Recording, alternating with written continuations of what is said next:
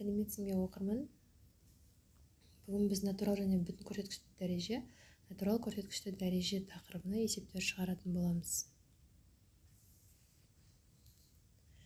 Мұнда қарасаңдар, бізде А негізі В дәрежесі не арналған формулалар берілген.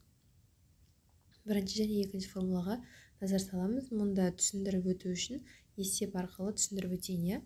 Бізде мынадай бір есеп алайық. 2-ның 0,39 дәрежесі көбейтілген 8-дің 0,187 дәрежесі. Біз не істейміз? Ең алдымен 8-ді дәрежеге шығарып аламыз. Ол деген сөз 2-ның 3 дәрежесі болады. 2-ның 3 дәрежесі 2-ні 3 рет көбейткенде 8-ге тең дегенді білдіреді. Демек, ең әуелі өзін жазамыз. Бірінші 2-ның 0,139 дәрежесі көбейтілген 2-ның 3 дәрежесінің 0,187 дәрежесі деп аламыз.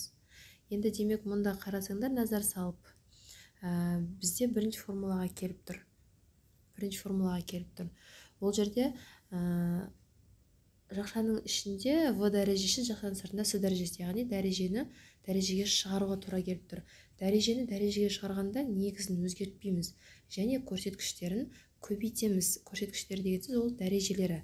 Демек, 3-ге 0,187-ні көбейтуіміз керек.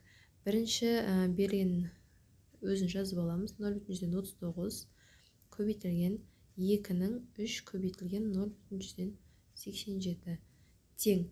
Ал енді мұнда қарасаңдар, екінші формулаға келіп тұр. Екінші формулада айтады, негіздері бірдей дәрежелерді көбейткенде олардың дәреже көрсеткіштерін қосу керек дейді. Демек, бізде негіздері 2 болып тұр. 2-ның өзін жазамыз. 0,139-ды жазамыз және 3-ге 0,187 көбейтеміз. Көбейтетін болсақ, менде 2,161 шығып тұр. Тең болады 2-ның енді дәрежелерінің көрсеткіштерін қосамыз. 0,139-ға қосатын болсақ, 2,161-ді 3 дәреже шығады. Тең болады 8-ге. Өте тиімді тәсіл деп ойлаймын және формуланы есте сақтайық.